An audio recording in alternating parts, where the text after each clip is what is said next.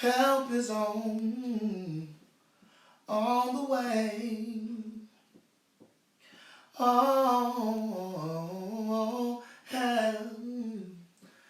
help is on the way. I know he didn't bring us this far just to leave us down here. Y'all gotta know that help is on the way. I like that. I'm gonna do one more line of that as we get ready. I know that help is on the way, and oh, help is on the way. I know he did not bring us this far just to leave us down here. Oh, I know that help is on. Lord, I know you're on the way. Hey, hey, good evening, Wings of Faith, and to our faith community, and to all of those by way of social media. We thank God for you. To those watching from all these different cities and states, countries, and continents, we praise God for your presence. I praise God for your fellowship. And thank you so much for your support. Thank you for your prayers. They've meant so much. All of you all that have called and left your prayers, those that have got my information and sent it to me, all the kind words, all of the spiritual nuggets, so many things you said have encouraged me and have enhanced me and have given me just enough strength to try to run on, and see what the end gonna be. It's helped me to be able to hold on in this very dark, doleful, and disturbing hour.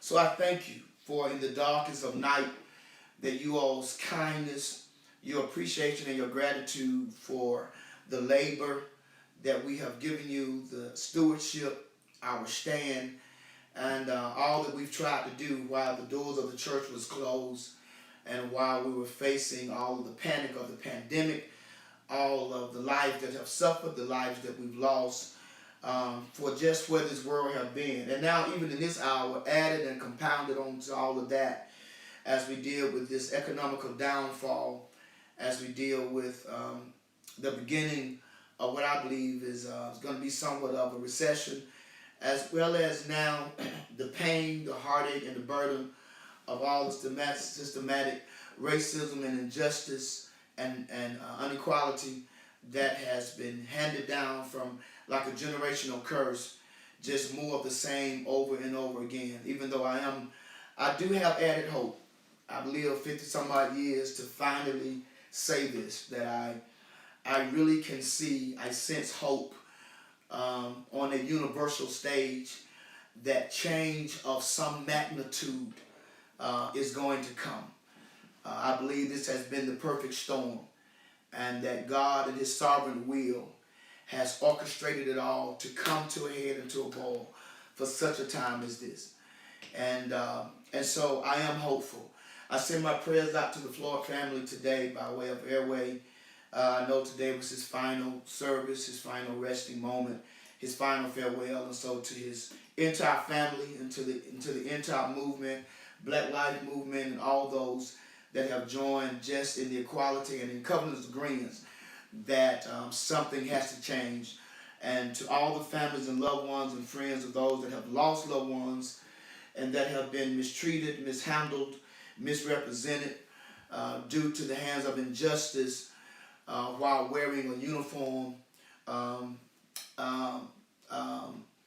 flashing a badge, and empowered enough by the city and the states to carry a weapon.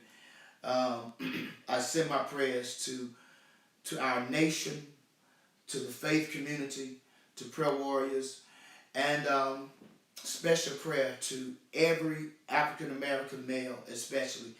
I know the plight. I know the journey oh too well. I know what it feels like. I promise you. And one day, if I was to really pour my heart out, you all would not believe what so many things I've had to endure in my lifetime at the hands of injustice. So I know what it feels like to have to live black, to drive while being black, and to shop while being black, to be successful while being black. So I send my prayers out to all of those that are hurting, those that are enraged, those that are upset, and those that are angry, because all of those emotions are justified.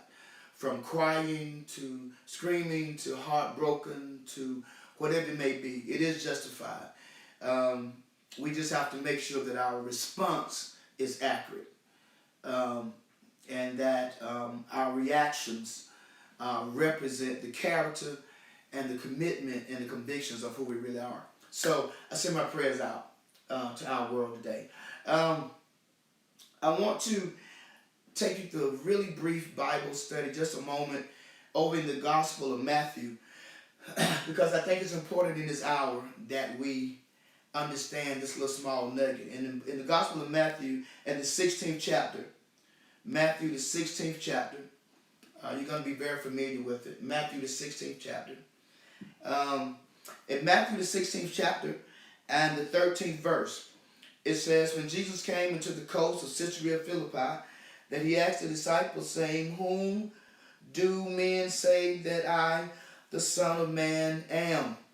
And they said unto him, well, some say thou art John the Baptist, and some say that thou art Elijah, and some say that thou art Jeremiah, or one of the other prophets. And he said to them, well, whom say you that I am? Whom say ye that I am? And Simon Peter answered and said, thou art the Christ, the Son of the living God. Jesus answered and said to him, blessed art thou, Simon Bar-Jonah, for flesh and blood did not reveal that to thee, but my Father which is in heaven. And I say unto thee, also to thee, that thou art Peter. Upon this rock I will build my church, and the gates of hell shall not prevail against it. And I just want to take a few moments tonight and just ask you this rhetorical question. And I just want to ask you, who is Jesus? Just want to talk about, who is Jesus to you? Who is Jesus to you? Just say that with me.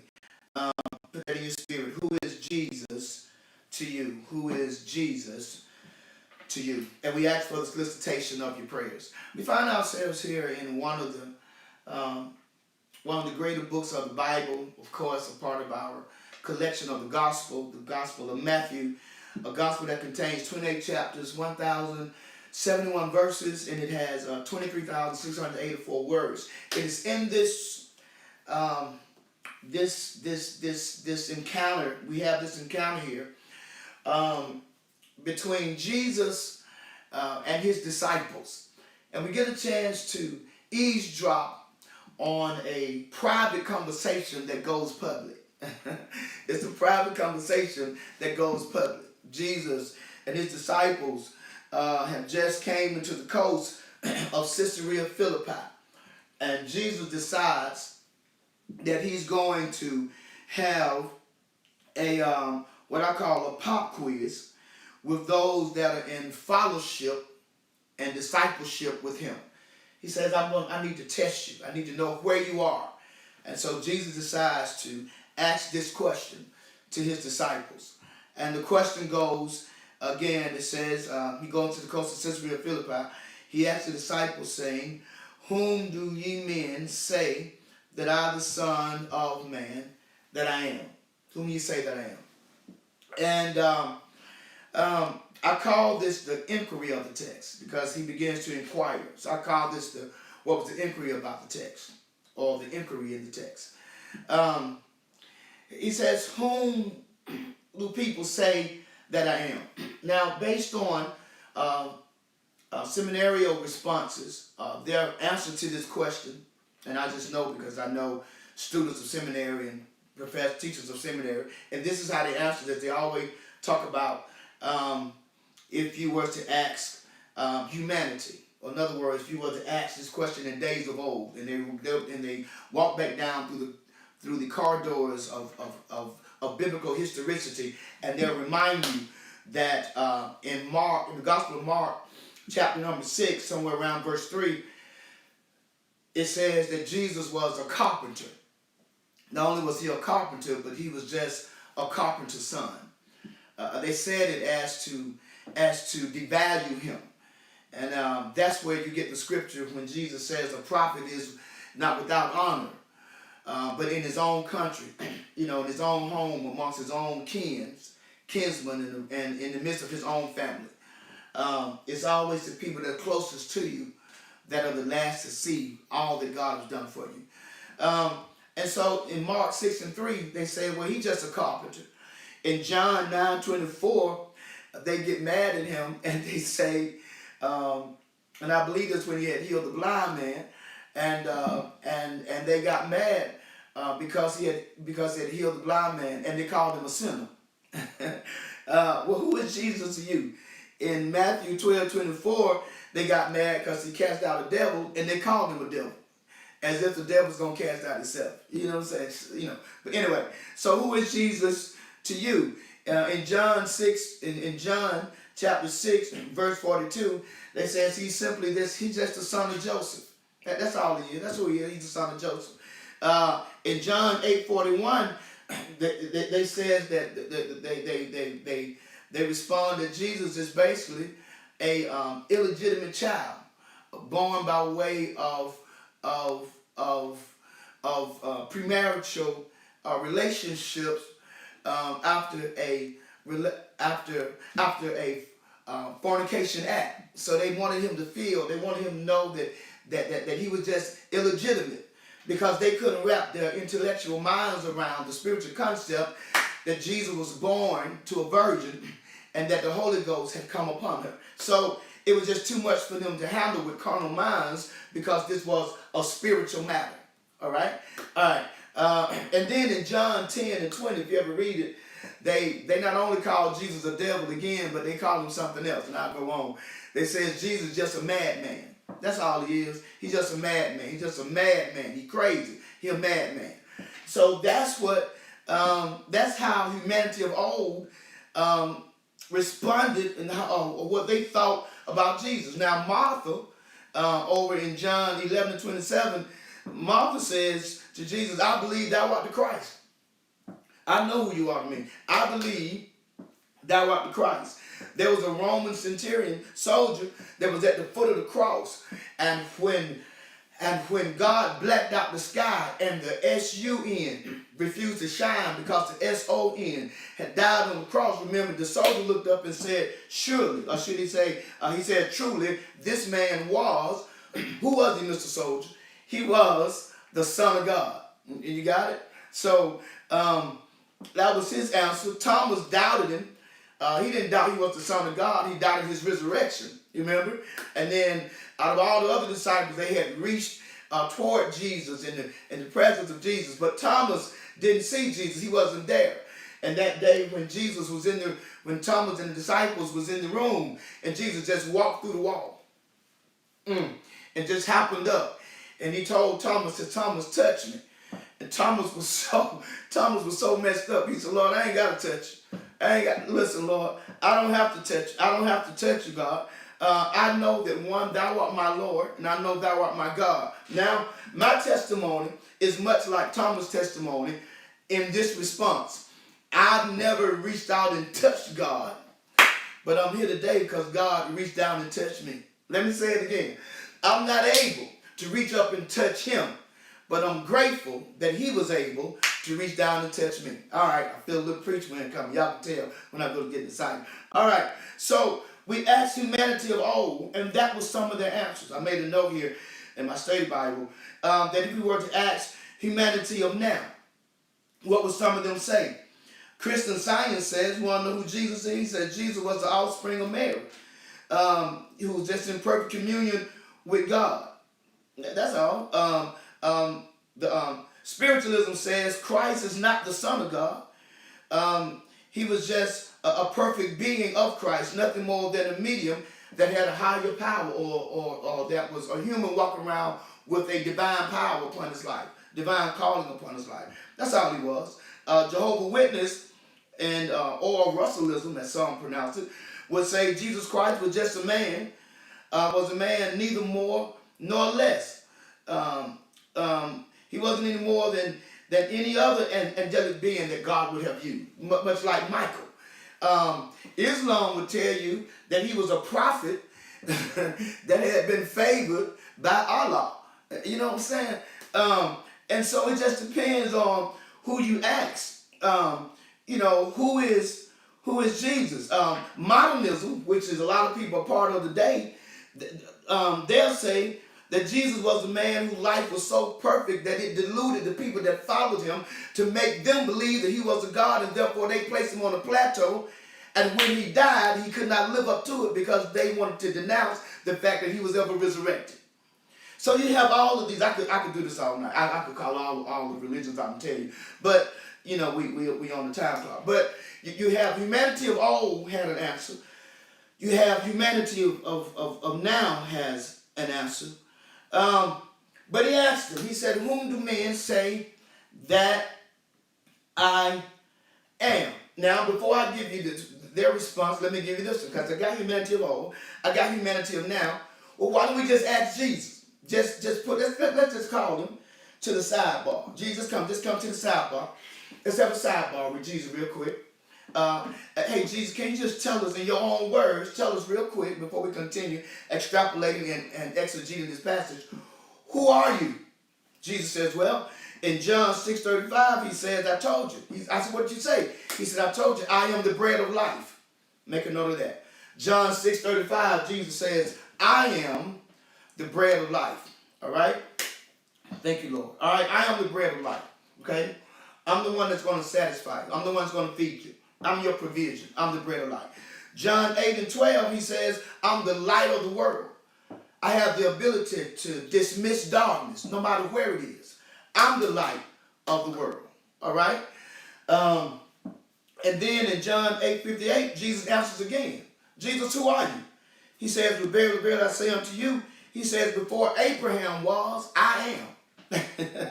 Watch this. He says, before Abraham was, I am. Because, see, in that day, they thought that the greatest patriarch of the kingdom was Abraham. And Jesus kind of let them know, listen, I made Abraham. I was before Abraham. I was here when time began. I was a part of the beginning that began time, so the time could have a beginning. I had already begun.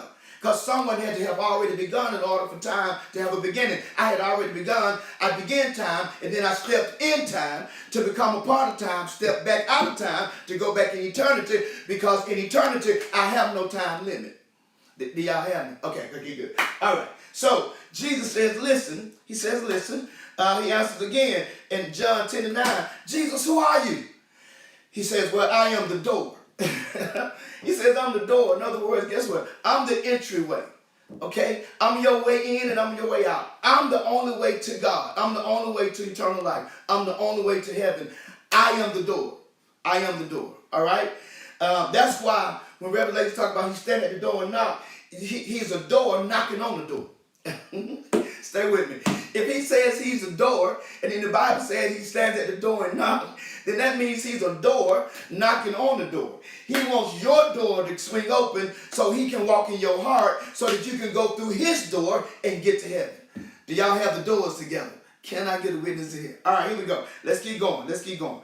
John 10:11, because I'm sorry, that was John 10:9, I am the door. John 10:11, he says, I am the good shepherd. I'm the provider. I'm the protector. I'm the one that leads them. I'm the one that guides them. I'm their good shepherd. I am their caregiver, their caretaker. I'm the good shepherd. Okay, watch this. Jesus, who are you? John 10:30. He says, I and my Father, I and my Father, we are one. Wow, watch that. Look at that. Jesus thinks it's not robbery to be considered on the same level as God. He says, me and my daddy, we are one. Do you understand? All right. So then he goes on to answer again. Jesus, who are you? John 10 and 36, he says, I am the Son of God. I'm the second in the triune, in the Trinity of the kingdom, Father, Son, Holy Ghost. I am the Son of God. I am the Word made flesh. I am the Son of God that dwelt among you. I am the Son of God. When God was above you, he put me amongst you so he could put the Holy Ghost in you. I am the Son of God.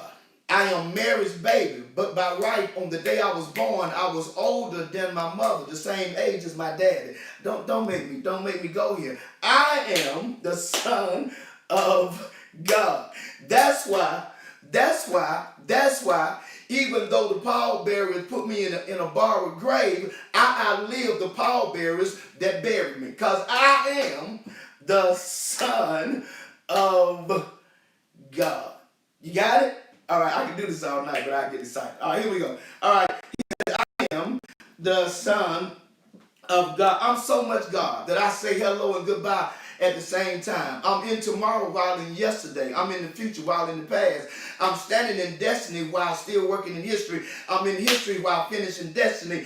I pass myself coming in while I'm going out. I am the Son of God. I'm everywhere at the same time. I am the Son of God. John 11:25. Jesus, who are you? I am the resurrection. All right? The resurrection and the life. I'm the resurrection and the life. I'm the one that you can bury, but you can't kill. I am the resurrection and the life. I'm the one that takes my own life, tell my heart to stop beating, and then tell it when to start back beating so I can get back up again. I am the resurrection and the life. You got it? All right, here we go. John 14 and 6, he says, I am the way, the truth, and the life. And then in John 15 and 1, he says, I am the true vine. All right? What's our subject? What's our narrative? Real quick. Got one question. I'm turning loose. Who is Jesus to you? Who is Jesus to you? So he asked the question, whom do men say that I am? The disciples really gave him, they gave him 4 answers, but 3 were the name. They said, listen, Lord, we're going to tell you what they're saying because there's some gossip going on. So this is what they said to Jesus. And nobody ever talks about this. They said, some say, stop. Lean in, night. Some say have messed up a lot of people. You can't always follow what some say. You can't always believe what some say. You can't always trust what some say. Some say have broken up homes, relationships, friendships, because people get caught up in what some say only to find out that what some say wasn't true. Sometimes it's not true what they said. Sometimes it ain't true. It ain't even true that they said it.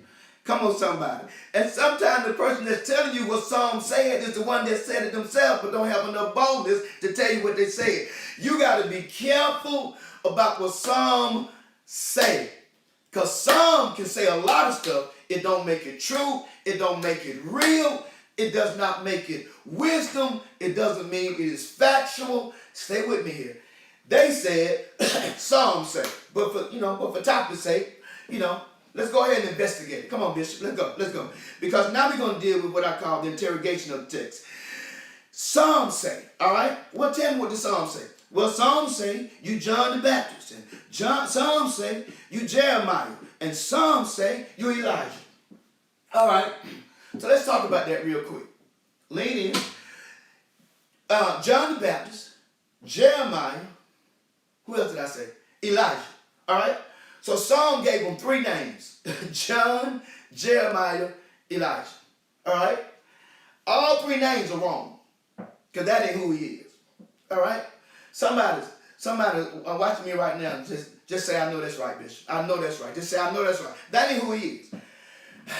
They said, some say, thou art John, some say thou art Jeremiah, some say thou Elijah. Now, why did they think he was John the Baptist? Well, think about it. They thought he was John the Baptist because John the Baptist most popular, most profound, most powerful moment came because he was a what? A voice out in the wilderness crying as a front runner before God. He was the voice before the voice. You got it?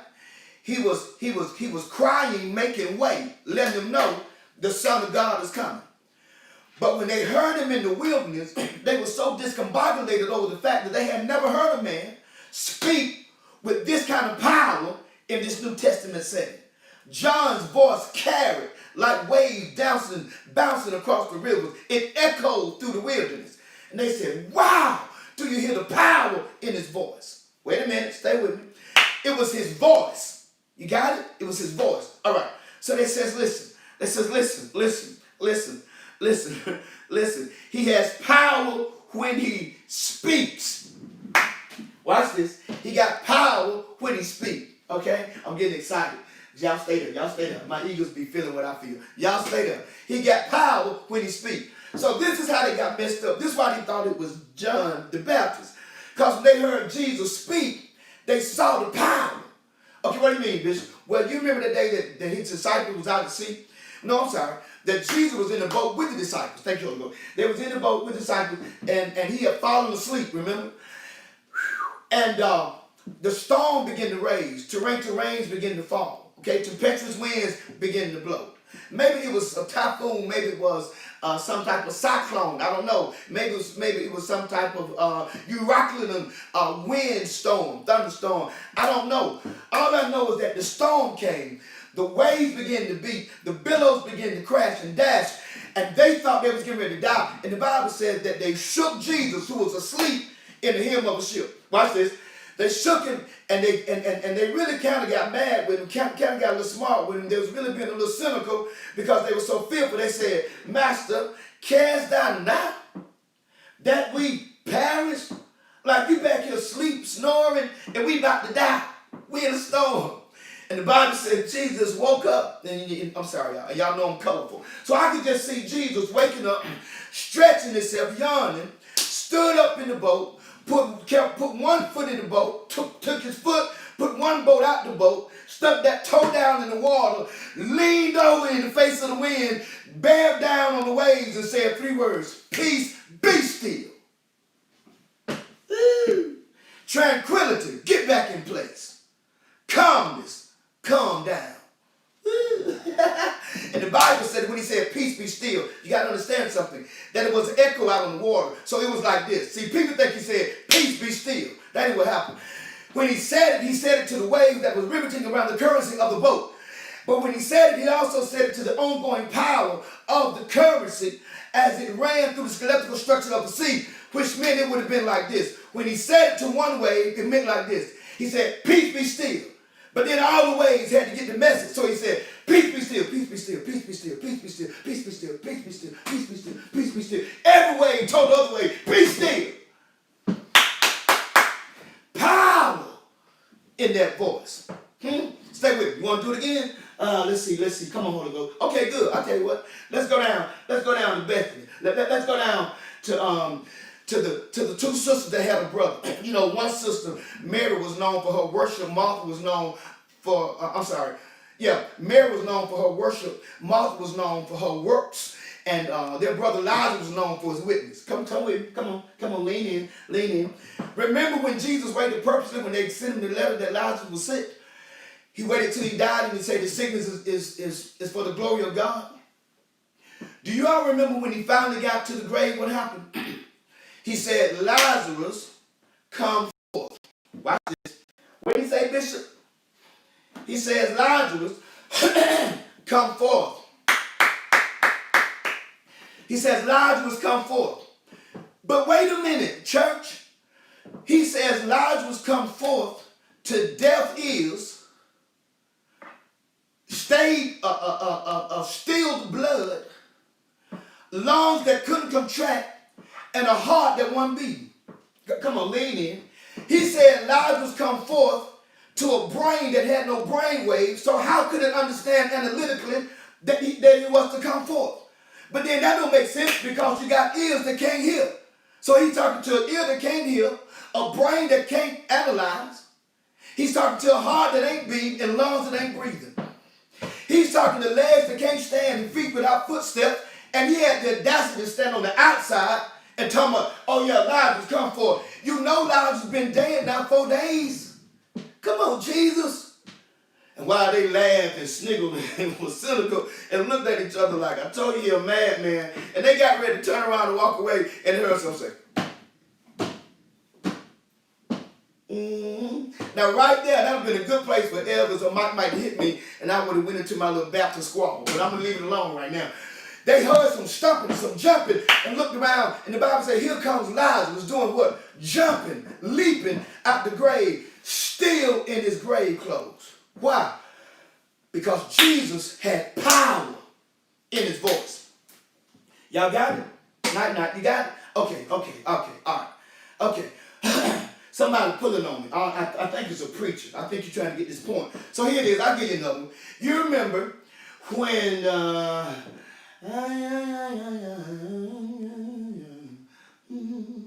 Okay. You remember when Jesus was standing there in the midst of the dialogue with the one with the issue of blood?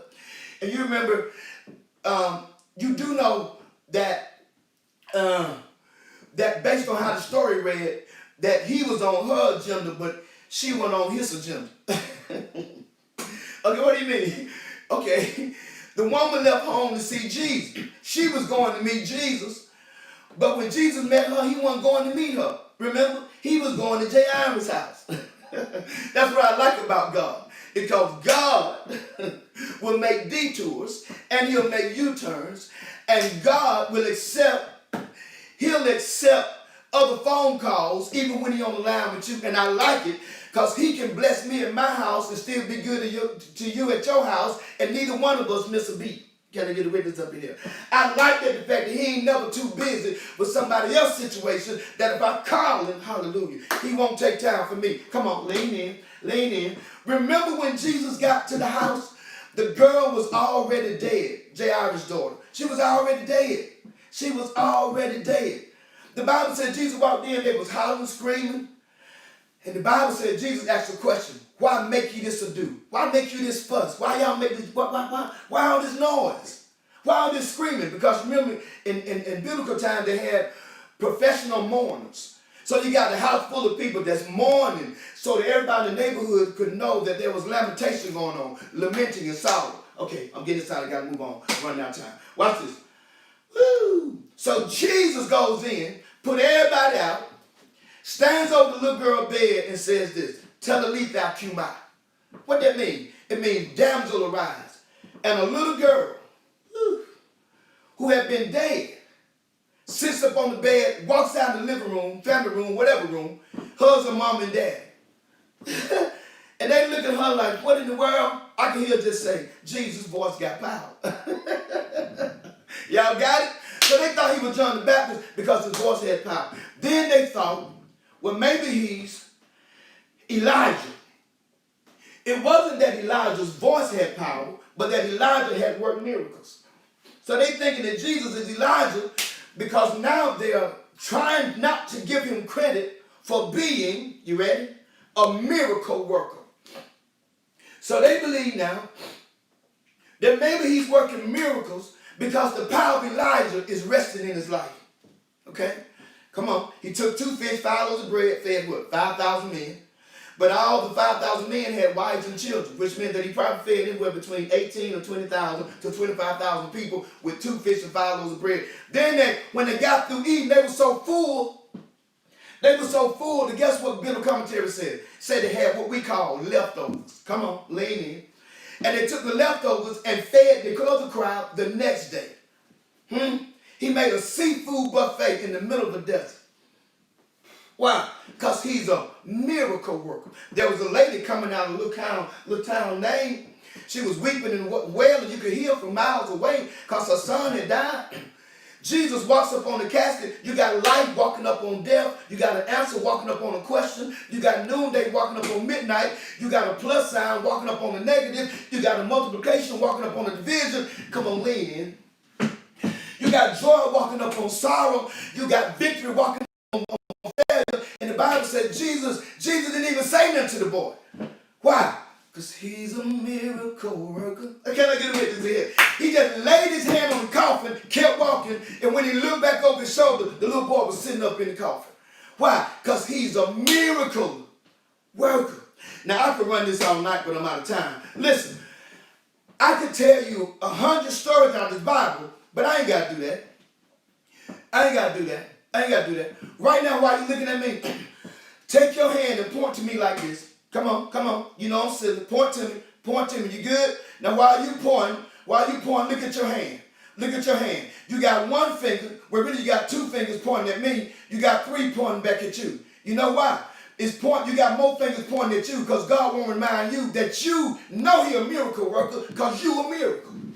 Come on.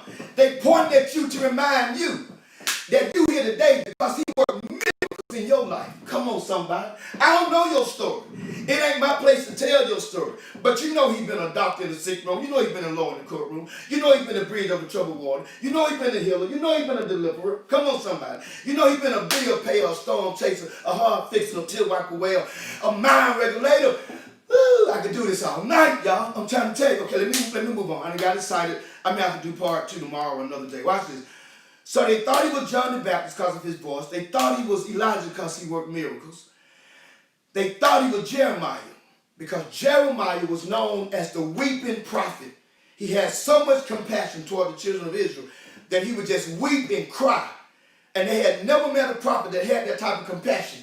When Jesus came along, the Bible keeps talking about, and he was moved by the crowd. He had compassion on the crowd. So he would just stop for hours and heal the blind, the deaf, the dumb, the paralyzed. Why? Because it bothered him to see the burdens of others. You got it? So watch this. Watch this. So what did we learn? We learned that some said he was John the Baptist, some say he was Jeremiah, some say he was Elijah. All right? That's the misconception. That was the misconception of the people. Can I say something to you? I know I'm running out of time, so I'm going to have to cut some of this. Can I say something to you? Just between us real quick. Have you noticed the common denominator between John the Baptist, Elijah, and Jeremiah? Have you noticed? Outside of the fact that they all love the Lord. Do you know what all three of them got in common? When they talking to Jesus about that's who he's supposed to be, all three names they called are dead. Watch this. Listen to me now. All of my intellectual, all of my spiritual mature, they said, who is Jesus? He said, no, I'm sorry. Jesus said, who do man say that I am? They said, well, some say thou art John the Baptist, dead man. Some say thou art Elijah, dead man. Some say thou art Jeremiah, 3 strikes, dead man. Dead man, dead man, dead man. Everybody they compared him to had already died. Which brings us, okay, hold up. Before I go to the myth, I'm probably going to run out of time. So let me say this because I think this is deep. Everybody they compared him to had died. But everybody they compared him to, it was a positive compliment. It was a compliment to be considered like John. It was a compliment to be considered like Jeremiah. It was a compliment to be considered like Elijah. It was a compliment for anybody else. But that was an insult. Have you ever had times that people thought they was giving you your props and they was this far away from knowing who you really are? Have you ever had times that people mustered up all the energy they could to say the nicest thing they could say about you, and you sitting there saying, is that it? Is that all you can say? After all I've given and all I've done and all I've been, you've been this close to me and you don't know who I am? Because to call anybody else John, Jeremiah, Elijah would make them shrug their shoulders. But to call Jesus John, Jesus created, how you going to call the creator, how you going to put the creator and the creation on the same level? You can't put the product and the producer on the same level and give them the same value. Because without the producer, there is no product. Okay. All right. Okay. All right. Let me go on. So here's the myth of their perception. I'm going to give you a word real quick. Metapsychosia. Metapsychosia. Metapsychosia in the myth of their perception. Why in the world would they keep relating him to dead men? Because in that day, in that culture, they believed in what is called transmigration. Transmigration. In other words, they believed that when somebody would die, that their spirit would leave out of that dead person and enter into someone else. So when they said Jesus was John, Elijah, and Jeremiah, what they really were saying was, you got Elijah's spirit working in you. You got John's spirit working in you. You got Jeremiah's spirit working in you.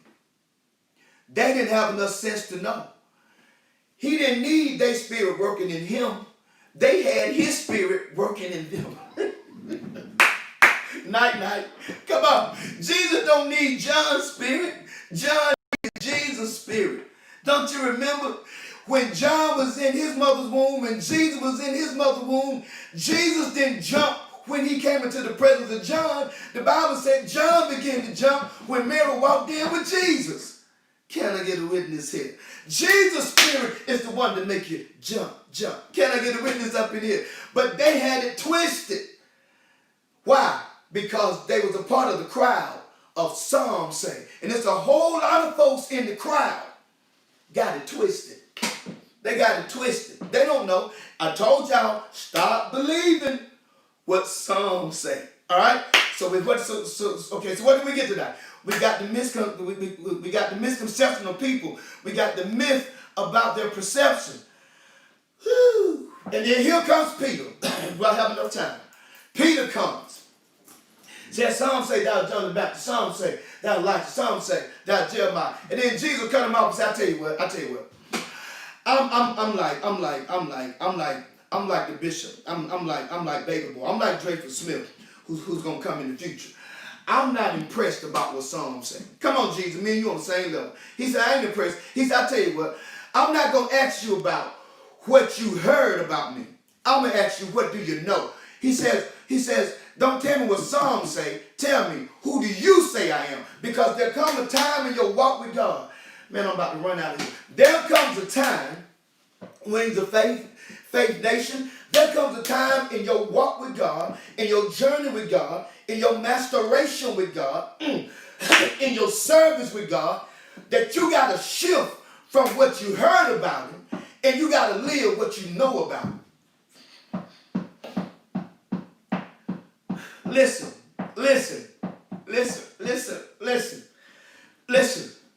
I grew up on what I heard about him. I live now on what I know about him. I'm grateful that mom and daddy told me about him.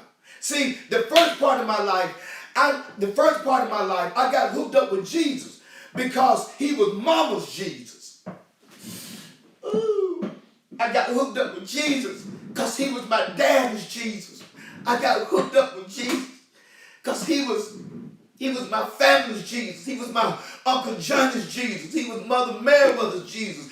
He was my aunt's Jesus, my Uncle Tommy's Jesus. He was my family's Jesus.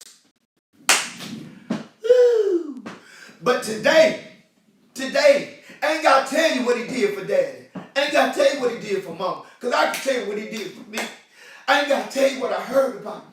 I can tell you what I know about him. See, listen, I ain't got to tell you about nobody in the Bible he healed. He healed me. I ain't got to tell you about nobody he brought me. I ain't got to tell you about nobody he kept, because he kept me. I ain't got to tell you about nobody he saved. He saved me. I ain't got to tell you about nobody he empowered. He empowered me. I ain't got to tell you about nobody he picked up and turned around, because he did it for me. There comes a season that you can't walk with him just on what you heard. I got to get out of here. You got to walk with him on what you know. He says, who do you say I am? All the disciples sitting around. Tell me, he probably one of the other prophets. I got to go. He one of the other prophets. And then Peter. Y'all know Peter. Peter. pocket knife toting Peter. Peter. Peter. The bad Peter, the rough Peter, the raw Peter. The Peter who ain't never scared. Peter said, Lord, I know who you are. Jesus looking at Peter, and Jesus saying, Peter, you don't know who I am. He said, yeah, I do, Lord. He said, thou art the Christ, the Son of the living God. Everybody took a deep breath. What is Peter talking about? Jesus looked back to Peter. He said, all right, Peter, you got me. Peter sitting there smiling, got a little cynical look on his face. Jesus says, blessed art thou, Simon Bar-Jonah. He said, but flesh and blood didn't reveal that to you. So what do you mean? He called him something that nobody ever talks about. He says, blessed art thou, Simon Bar-Jonah. All right? Simon means reed. Bar means son. Jonah was his dad's name. He says, blessed art thou, O frail son of Jonah. He says, hold on now. You think I don't know who you are? He said, you Jonah's son, right? Peter said, Simon said, yes. He said, let me tell you something, Jonah. He said, I know who your daddy is. He said, just like I know who your daddy is, I know this. I know that flesh and blood didn't reveal that to you. But my dad, who in heaven, lean in. Here's what separates those of us that have truly been anointed, is that we have a level we can go to that surpasses intellect, scholastical learning, or academic ability.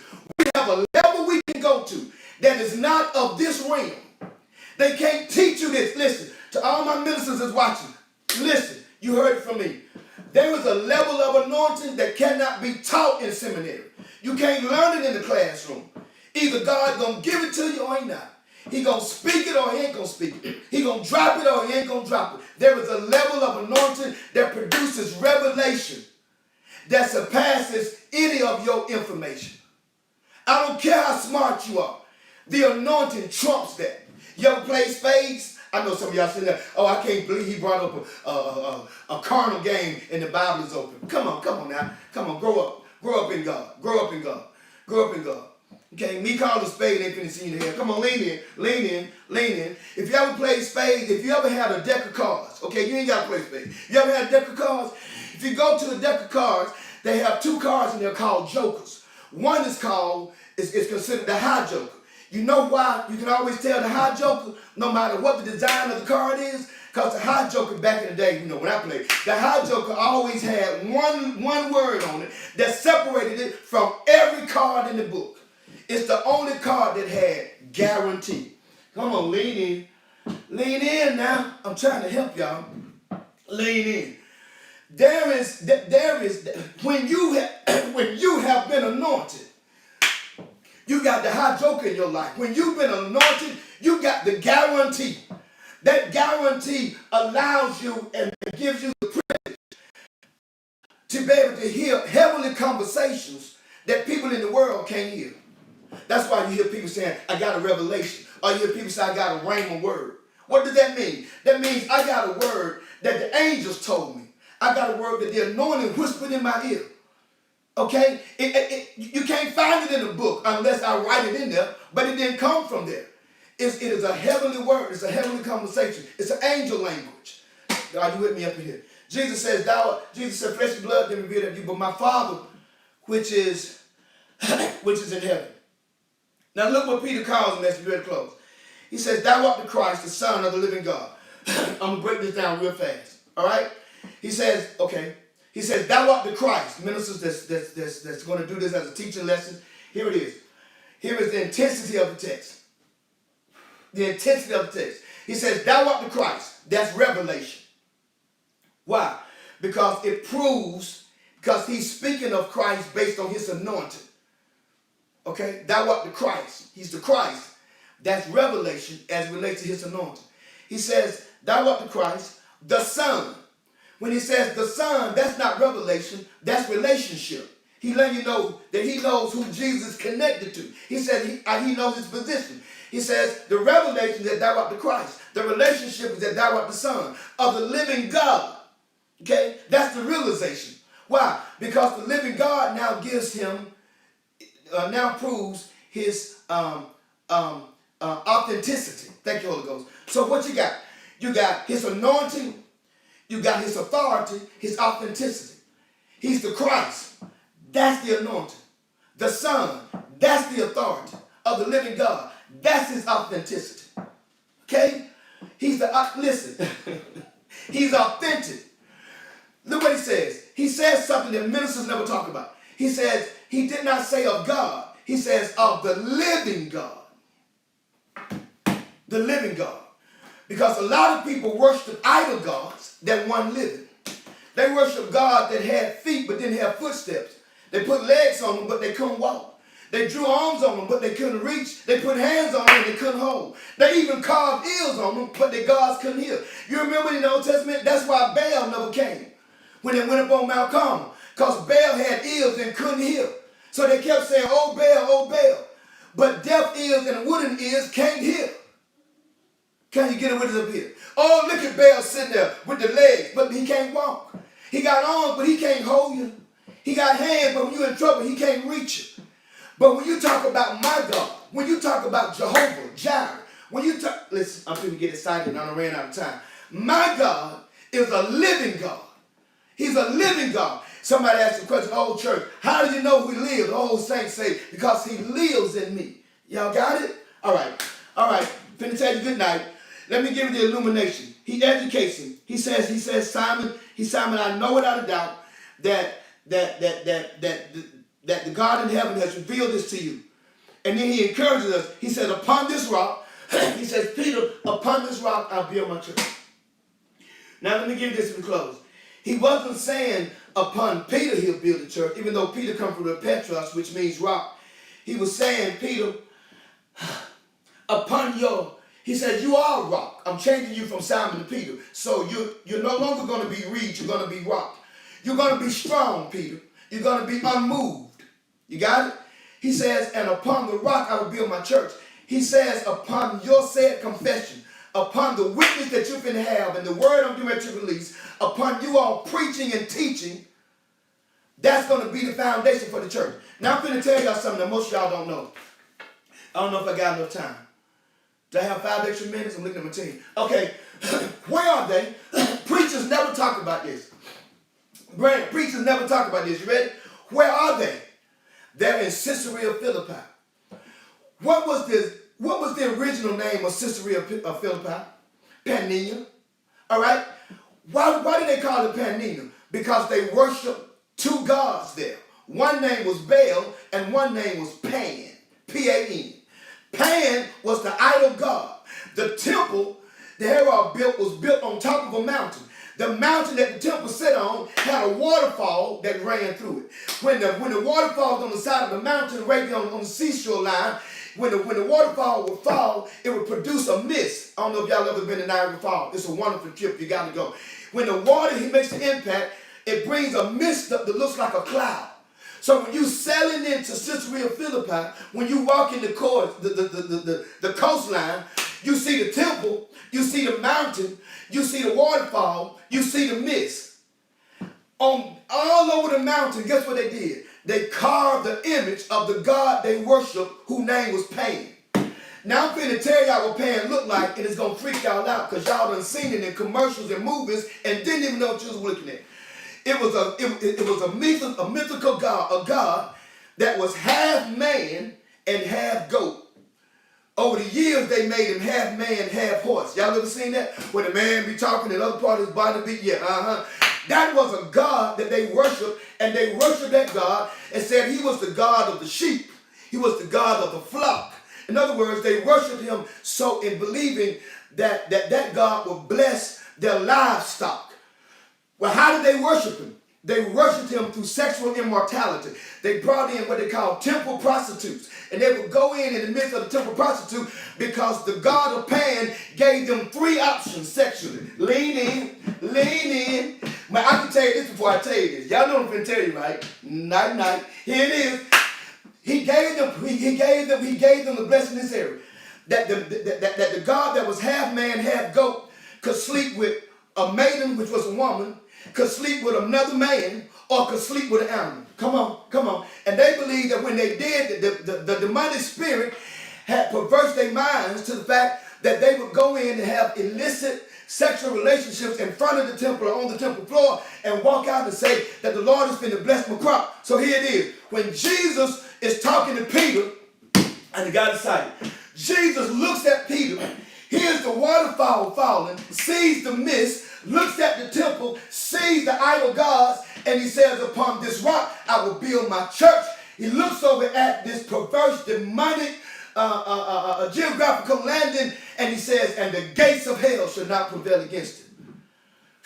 He says, I'm going to start a brand new religion right here in the middle of paganism, idolatry, worldly worship. I'm going to start a new religion in the midst of everything that is morally improper and impure. And I'm going to call it Christianity. Come on, somebody. Come on, somebody.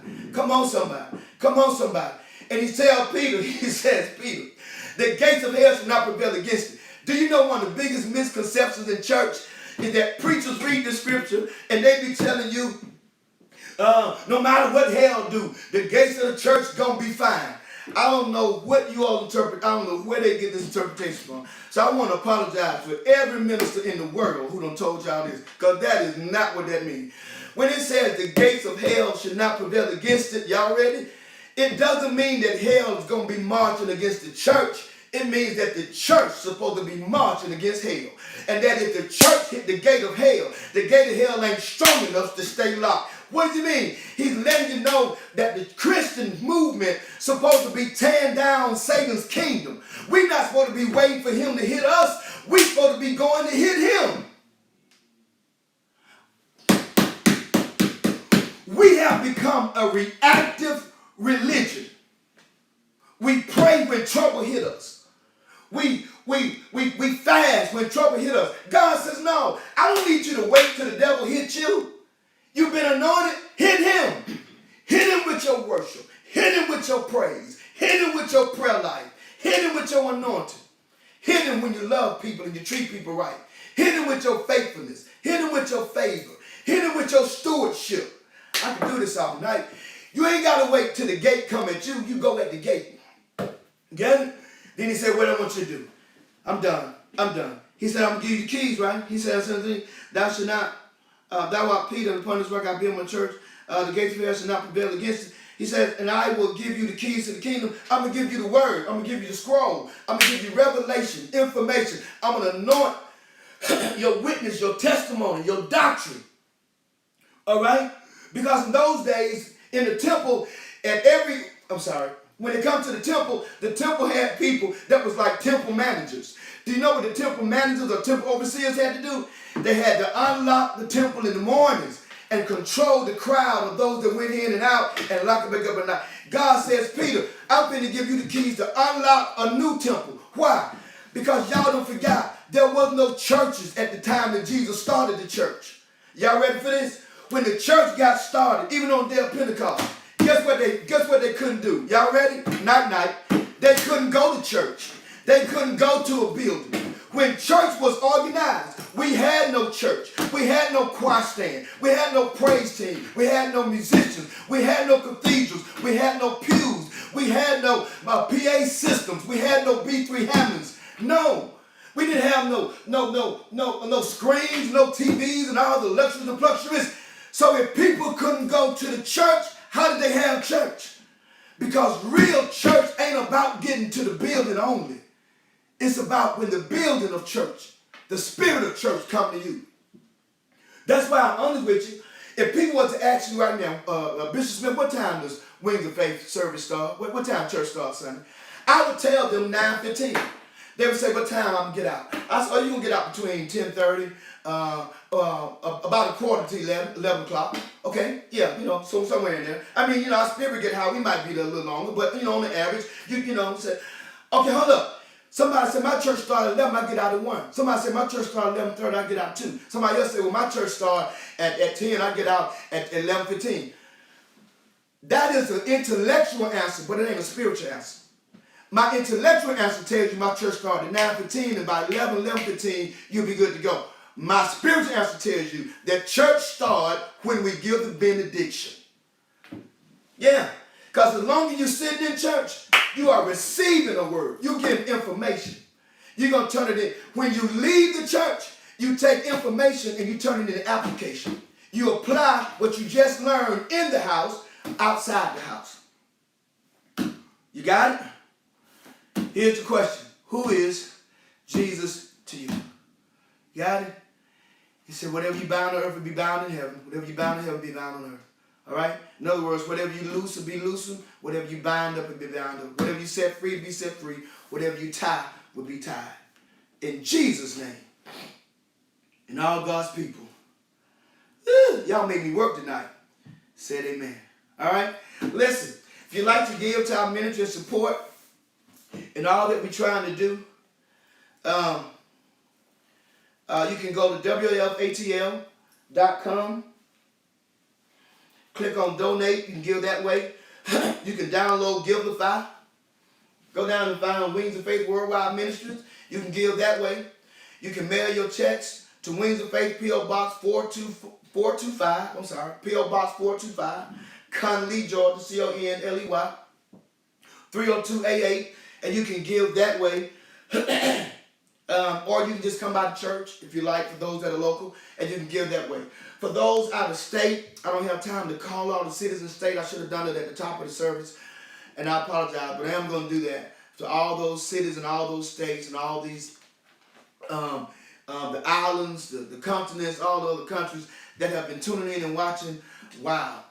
Listen, I have tried to be, I have had to be, somewhat of a one-man show with my band, with the baddest musicians on the planet in this hour, because I wanted us because I wanted to make sure that while we was distancing, that we was not disconnected. So I've had to be the deacon board, I've had to be the praise and worship team, I've had to be the soloist, I've had to be the lead singer, the background singer, all that kind of stuff. Okay? I've had to preach and then be my own usher, because they can't run up on the set while we preach. So I've had to preach and then catch myself, calm myself, hold down y'all. So, but I'm getting ready to start easing some things back in. And so I know my praise team is watching, because they are so faithful. And I love them under the leadership of Angela Adams. Thank you, AA. I love you. I want to say to you, to all my lead singers,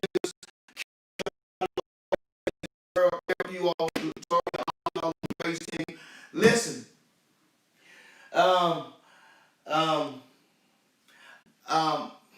need your help, and I believe y'all gonna. I just believe y'all gonna be able to help me out. I'd like for the praise team to come back and start worshiping with me as a Father's Day. I want it to be one of our Father's Day gifts to the fathers that I want to present our praise and worship team as a Father's Day. We start easing y'all back in and I want to share you all's anointing, you all's gifts, you all's voices.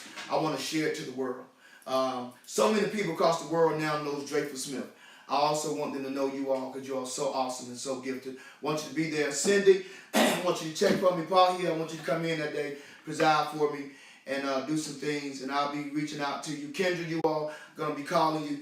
But for Father's Day, that's when I'm going to bring the praise team back in and allow them to start ministering and allow them to start blessing the kingdom. So I hope y'all are shouting, hope y'all are smiling. All those that are comfortable, only if you're comfortable, those that are comfortable. We got a really big praise team, so we have enough, even if we have to go half and half. But I want to bring y'all in. I'll give it y'all in this week, and we want to have an explosive service on Father's Day. Don't forget, 4th Sunday in June, if the weather allows, and if the data of the pandemic doesn't surge out of control, we will be having praise in the parking lot, and I'll let y'all know come Sunday the dynamics and what the modifications of that service will be, and hopefully we can just pack it out, and I'm going to sing my heart out, preach my heart out, and get all my Gatorade and all my good stuff in me that the keepers do.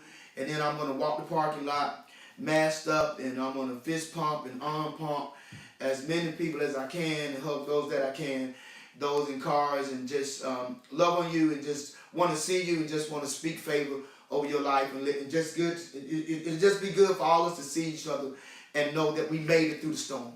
We made it through the storm. Now tomorrow, I'm getting ready to go. Tomorrow at 12 o'clock, I normally come in on 12 noon and I pray for everybody. And I'm going to do a quick prayer tomorrow, but I want to come tomorrow, take about 20, 25 minutes, and kind of pour my heart out a little bit about Black Lives Matter, about the protests, and really, let me say this to you as I leave, and I want y'all to think about this. 4 things that is crucial. Somebody asked the other day, where do you think we go from here? And I told somebody who is in leadership and somebody who's in front of a camera, but I told them this, that they need to take this as part of their meeting when they meet. It's important that we as a people know 4 things. We got to know, we got to remember this season. Ready? Here you go. 1, we cannot forget what has been behind us. We cannot ignore what has happened to us. We cannot deny what's happening around us. We cannot suppress what is going on within us. And we cannot be unclear about what lies in front of us. I know you got stuff going on in you. We got to deal with that. We got to remember what happened behind us. We got to deal with that. We got to see what's happening around us. We got to deal with that. Some of us got to see what happened to us. We got to deal with that. And then after we deal with all that, then we got to make sure we're on one accord with what's going on in front of us. Because if we're going to march, protest, riot, but we're not going to vote, all in vain. If we're going to march, protest, riot, and there's not going to be policy changes, procedure changes, law changes. There's some laws that need to come off the book. There's some laws that need to go on the book. And there's some laws that need to be revised.